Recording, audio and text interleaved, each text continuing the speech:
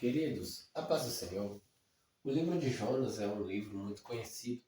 Quando a gente vai analisar os 4 capítulos de Jonas, a gente consegue perceber que em cada um dos capítulos Deus ele toma uma atitude. Da mesma forma, Jonas também toma uma atitude no decorrer dos 4 capítulos do livro do profeta Jonas. No capítulo 1, Deus ele manda, o livro já começa falando que Deus ordenou a Jonas, filho de Amitai, a pregar, né, contra Nínive. Jonas teima. No capítulo 1 Deus manda e no capítulo 1 Jonas teima. Já no capítulo 2, depois de toda aquela confusão que aconteceu no barco, o barco, uma tempestade pega o barco, né? E é interessante que quando a tempestade pega o barco, o povo que estava no barco sabia que Jonas estava fugindo de Deus. E aí eles tentam evitar de jogar Jonas no mar, mas acaba jogando. Quando Jonas é jogado no mar, o povo percebe que o mar fica calmo, a tempestade acalma. E eles, que não eram adoradores de Deus, começam a adorar a Deus. Então, no livro de Jonas, muitas pessoas se convertem. A gente não vê muito essa vontade no profeta, né? Depois de Jonas ser jogado ao mar, vem um peixe, não foi uma baleia, vem um peixe e engole Jonas. Mas muita gente pensa, e aqui é importante destacar, que o peixe engolir Jonas não foi um castigo de Deus, e sim foi uma provisão de Deus. Deus ele livrou o profeta, Deus ele proveu o profeta, porque Jonas morreria afogado ou devorado por algum animal, que nem um tubarão ou algo assim. Quando Jonas vê esse livramento, dentro da barriga do peixe, ele ora. E a oração de Jonas é muito bonita. No capítulo 2 é a oração de Jonas. É uma oração muito bonita. Depois de que Jonas já foi libertado lá de dentro da barriga do peixe, Deus ele manda de novo. Vai lá e prega contra Nínive. E agora Jonas vai. Mas por que talvez Jonas teimou e não foi para Nínive? Nínive era a capital do Império Assírio, e naquela época o povo assírio estava fazendo coisas horríveis. Eles eram realmente muito maus. E às vezes realmente foi por conta disso que eles precisavam de ouvir a palavra de Deus. Mas Jonas, ele toma aquela decisão, a decisão dele foi errada, mas dá para entender. Porque não era fácil ir na capital do império que estava maltratando muita gente, né, e ir lá e pregar contra. Então, assim, dá para entender o que Jonas fez, mas que foi errado.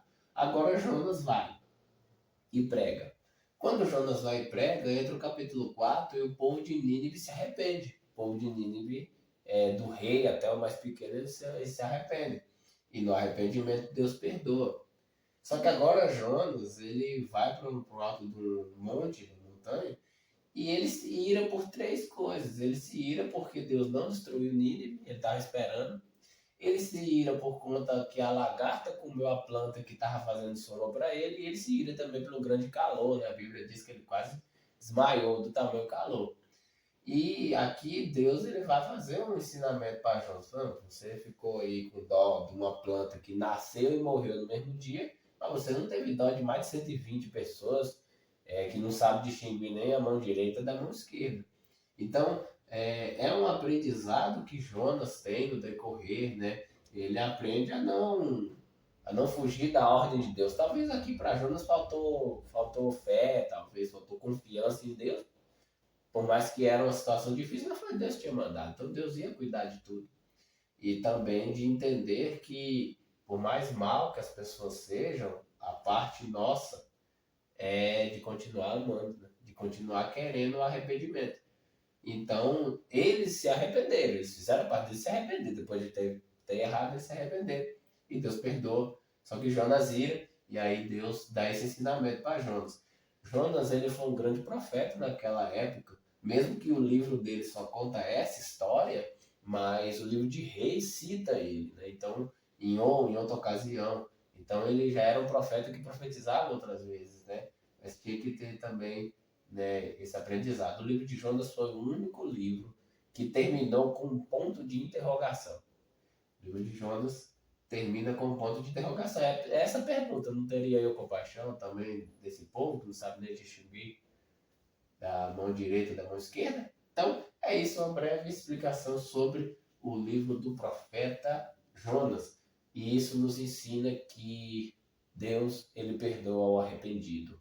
E Deus também ensina a gente que a gente também deve querer primeiro obedecer e depois amar também a todos e querer o arrependimento do pecador. Porque o mais importante é eles se arrependerem para poder morar no céu. Depois Nínive é realmente destruída, mas não esse povo. Esse povo que Deus perdoou já tinha passado, e aí mais de 300 ou 400 anos depois, Nínive vai ser destruída e já é outro contexto que Naum vai profetizar, né, sobre. Então, é isso, irmãos. Deus abençoe grandemente, que a gente possa continuar sendo aprendendo junto mais da palavra do Senhor, que é viva e eficaz e que está sempre nos ajudando. Que Deus abençoe grandemente. Vamos seguir nessa jornada, nessa caminhada, subindo aos céus. Que Deus abençoe.